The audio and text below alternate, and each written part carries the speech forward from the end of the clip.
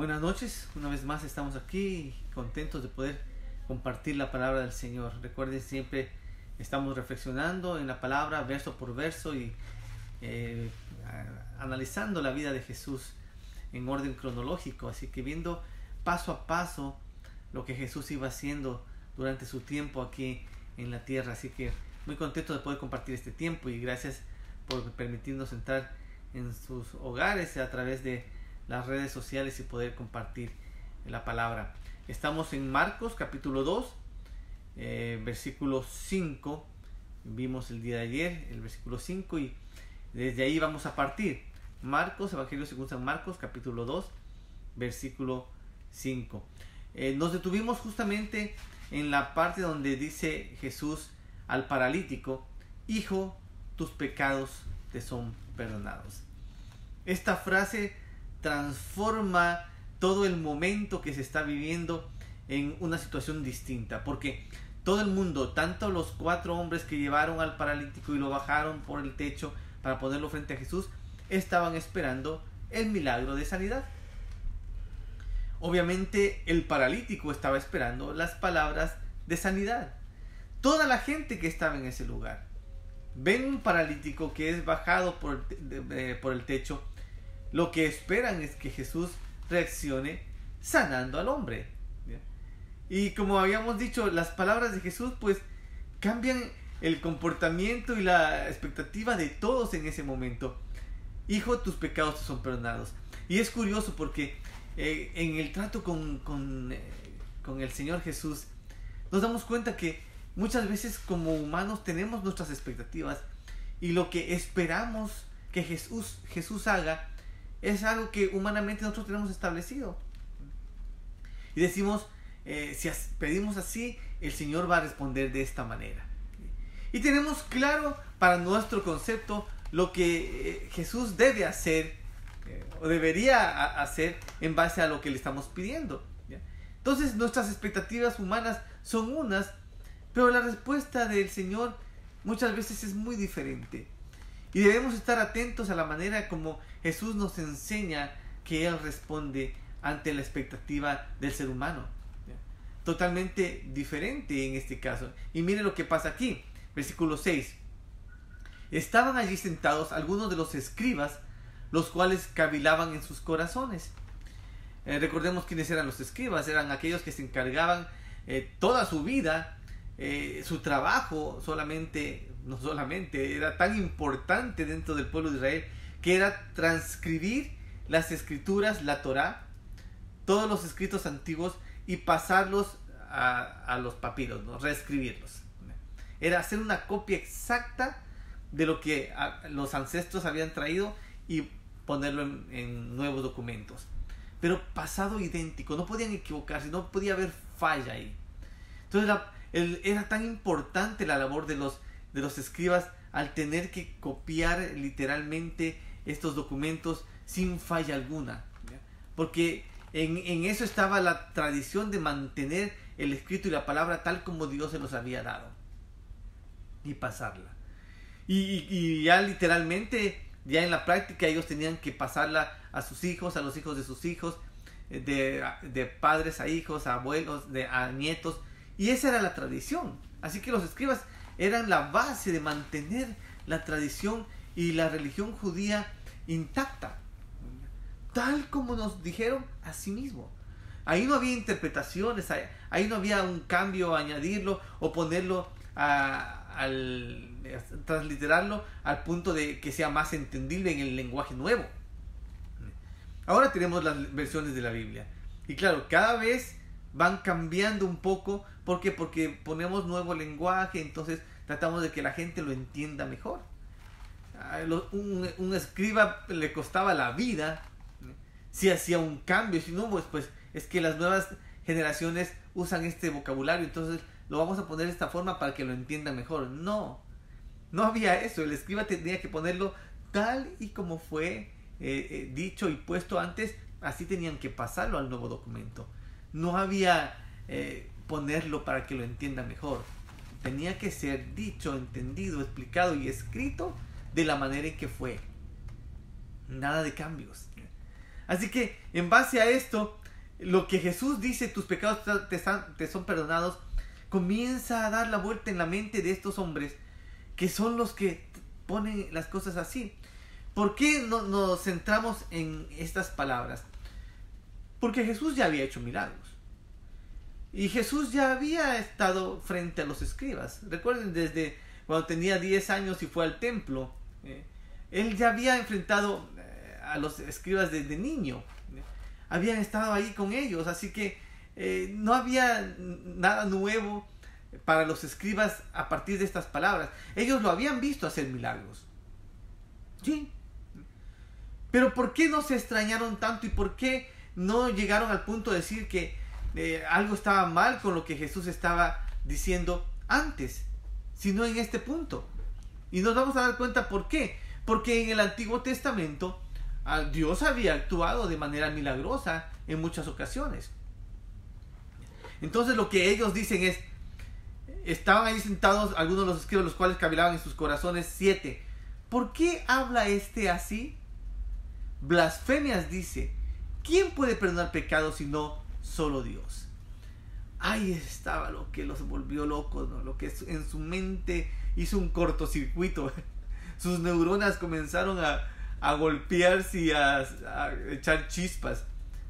¿Cómo alguien se atreve a perdonar pecados? Y en sus mentes, que traducían todo, ponían todo de lo antiguo y lo pasaban acá tal como era, ellos comenzaron a dar vueltas cavilando en su mente, dice, ¿verdad? Su cerebro estaba trabajando al 100%. ¿Haciendo qué? Tratando de poner en consideración qué es lo que la Escritura dice. Pues con los milagros no hay problema. Con las muestras de poder, que los vientos y el mar obedezcan. Ellos habían puesto eso. Claro, el sol se detuvo. ¿Cuándo? Cuando oró Josué, clamó y se detuvo. Cuando Moisés estuvo con los brazos levantados, también, ahí también se detuvo el tiempo un momento. Entonces, que la naturaleza le obedezca, sí, tenemos escritos, yo he escrito de eso, y ahí está. Entonces, los patriarcas o los profetas muchas veces hicieron milagros y están escritos y nosotros lo hemos transcrito de un lado a otro y sí es posible. Entonces este Jesús puede ser un profeta, un enviado de Dios, y como que no tenían mucho problema con eso mientras solo fuera eso. Pero Dios mismo o el Hijo de Dios, ahí sí no. Entonces no le hicieron mayor problema a Jesús mientras hizo milagros grandes, mientras sanaba enfermos, porque ya los profetas y los jueces, los patriarcas habían hecho cosas así. Dios a través de ellos había actuado con poder, lo que ninguno había hecho. Ni Moisés, ni Abraham, ni Jacob, ni Isaac, ni ninguno de los, ni Gedeón, ni Josué. Nadie, ninguno de los patriarcas y los profetas y los reyes había realizado era el decir estas palabras: tus pecados te son perdonados. Nadie había hecho eso. Y claro, ellos recuerdan todo y dicen, a ver, está blasfemando, porque de todo lo que hemos transcrito, y le hemos transcrito toda la Torá, nadie jamás ha dicho esto, porque solo Dios perdona pecados. Y recuerdo mis clases de matemáticas cuando recién comenzábamos álgebra. Una de las bases de los conjuntos, por ejemplo, era A igual a B, y si B igual a C, A igual a C. Entonces, si A es igual a B y B igual a C, C es igual a A. Fácil. Entonces, si Dios perdona pecados y Jesús perdona pecados, quiere decir que Dios y Jesús son el mismo, que Jesús es Dios. entonces esto cambia todas las cosas. Y por eso la pregunta de ellos en su mente, ¿por qué habla así? O sea, Él no puede hacer lo que solo Dios puede hacer. Porque si aceptamos que Él haga lo que solo Dios hace, entonces Él es Dios. Y ahí es donde quedan, ¿quién puede perdonar pecados si no solo Dios? Versículo 8, y conociendo luego Jesús en su espíritu que cavilaban de esta manera dentro de sí mismos, les dijo, ¿por qué caviláis así en vuestros corazones? Porque ellos entonces estaban ya tomando una decisión, un juicio. Ellos habían decidido que si la lógica daba que solo Dios perdona pecados y Jesús está perdonando pecados, entonces Jesús es Dios o realmente el Hijo de Dios como Él dice. Entonces esto no es posible. Así que nuestra decisión es que Él está blasfemando, porque Él no puede ser Dios ni el Hijo de Dios. Está blasfemando. Está haciendo algo que va contra lo que Dios ha establecido, porque solo Dios perdona pecados. En su mente no podían aceptar y ya hicieron el juicio de que Jesús estaba cometiendo blasfemia. Él no podía estar diciendo la verdad y hablando algo cierto, porque entonces eso, aceptar eso era aceptar que Él era Dios. Y ahí está un problema, ¿verdad? Muchas veces la teoría mata a la práctica. Y muchas veces como cristianos nos vemos envueltos en el hecho de tener que reconocer a Dios actuando más allá de lo que nosotros podemos entender. Pero es Dios. Y como Dios, Él siempre actuará más allá de lo que nosotros podemos entender. Nuestro conocimiento, nuestro entendimiento no puede aceptar, no puede entrar en nuestra comprensión la grandeza de nuestro Señor. Así que entremos por ahí. ¿Qué era lo más importante? ¿Los milagros? ¿Las manifestaciones de poder? ¿O el perdón de los pecados?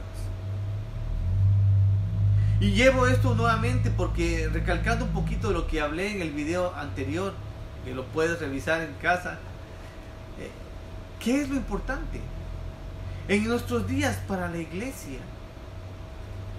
¿Qué realmente lleva a nuestro entendimiento de que Jesús es Dios mismo? ¿Los milagros?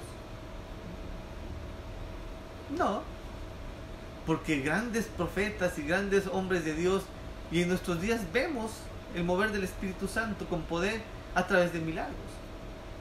¿Que la naturaleza se sujete al Señor? No, eso es factible.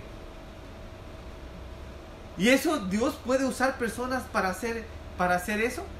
Sí. Entonces, ¿puedo aceptar que siervos de Dios hagan milagros en nombre del Señor? Sí. Como en el Antiguo Testamento, ahora también el poder de Dios actúa a través de sus hijos, de sus siervos, y pastores, apóstoles, profetas, que hagan milagros y palabra de poder y sanidad. ¿Está bien? Sí. Pero hay algo que nadie puede hacer. Y algo en lo que Dios no envía a sus representantes a hacer.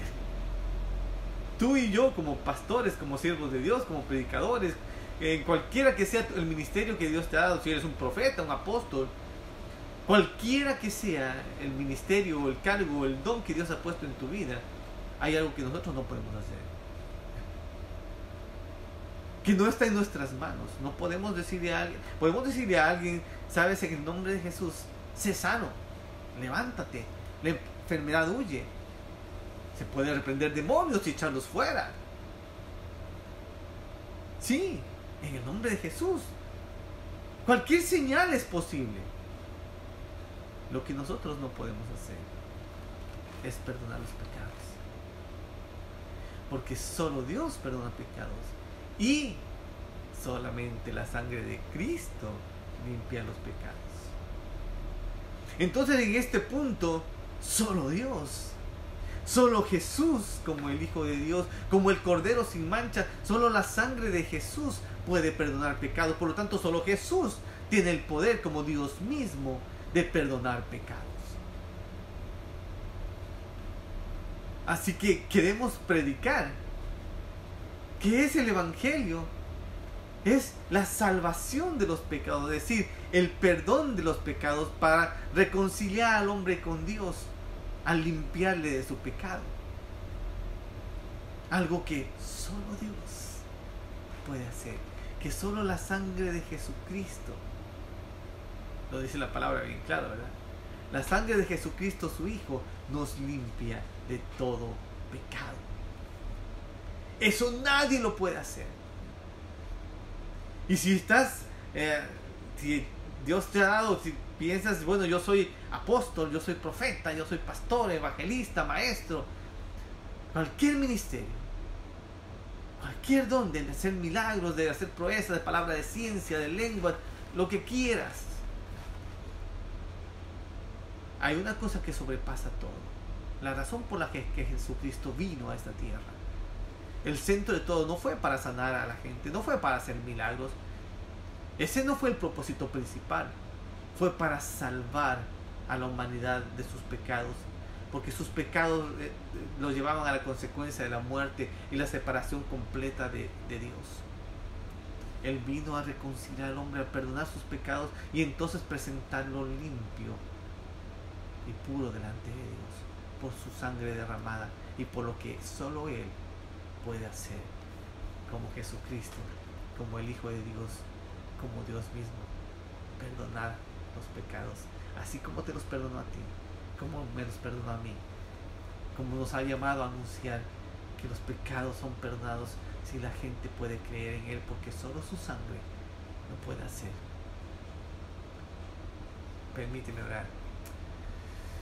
Señor, gracias por permitirnos entender un poco más quién eres, conocerte mejor. Gracias porque el comportamiento y la actitud de estos escribas nos enseña cuál es nuestra verdadera actitud también delante de quién eres realmente tú, Señor, y cuál es tu propósito principal. La razón de haber venido a este mundo, de amarnos tanto al punto de dar tu vida, salvarnos. ¿De qué? De la condenación. ¿Fruto de qué? Del pecado. Del pecado que todos hemos cometido. Por cuanto todos hemos pecado, estamos destituidos de tu gloria. Pero la sangre de Cristo cambió eso. Y por eso Jesús nos enseña, a través de esta sencilla narración, nos da una lección para los escribas y para cada uno de nosotros. Cuando somos conscientes y entendemos que las manifestaciones de poder están ahí, pero no salvan. La sanidad de un enfermo, el quitar la lepra, el detener las aguas, el detener la tempestad, toda manifestación de poder, todo milagro, toda obra poderosa, tú la has hecho y la hiciste también a través de los patriarcas, de los profetas, de los jueces. Obraste con poder, Señor. Y también la podemos ver en nuestros días, porque tú dijiste que aún cosas mayores veríamos a través de apóstoles, de profetas, de pastores, de evangelistas, de maestros. Tu poder manifestándose.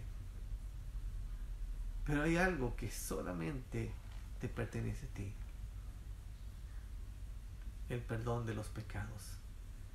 Jesucristo, gracias por enseñarnos una vez más que eres Dios mismo, el Hijo de Dios y Dios mismo, con la capacidad de entregar tu vida como Cordero y a través de tu sangre limpiarnos de los pecados y restaurar nuestra comunión con el Padre. Gracias, Jesús. Gracias por tu obra. Gracias por tu palabra y por tu enseñanza. Ponemos nuestras vidas en tus manos y agradecidos por la salvación que nos has otorgado.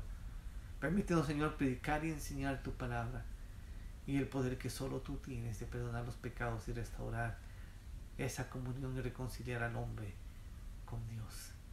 Yo bendigo a cada hijo y hija tuya que está mirando, y cada persona que quizás no te conoce, Señor, que a través de estas palabras y de lo que tú pones en la palabra de Dios, en la Biblia, Señor, podamos entender quién es Jesús, el Hijo de Dios y Dios mismo, venido a esta tierra para que tú y yo podamos ser libres del pecado y podamos restaurar esa comunión suprema con Dios. Ponemos nuestras vidas en tus manos, Señor, y que esta palabra sea bendición donde quiera que llegue, en el nombre de Jesús. Amén. Pues gracias por la oportunidad de haber compartido esta sencilla reflexión. Que sea bendición para tu vida, y no te olvides de compartirla para que otros también puedan llevar esta palabra a sus vidas y a otros. Un abrazo fuerte de parte de mi esposa Teresita, de su servidor, el pastor Jonathan Prado, desde la ciudad de Corona, en California. Y no te olvides suscribirte gratis. Ve a YouTube y buscas el canal Jonathan Prado con TH. Hay más de 280 videos ahí que puedes compartir para otros, palabra de Dios, verso a verso, de lo que el Señor nos va enseñando y lo que la palabra de Dios está haciendo en nuestras vidas. Puedes compartirlo y que sea de bendición. Que el Señor te bendiga hasta el día de mañana, que continuamos estudiando y reflexionando en la vida de Jesús. Bendiciones.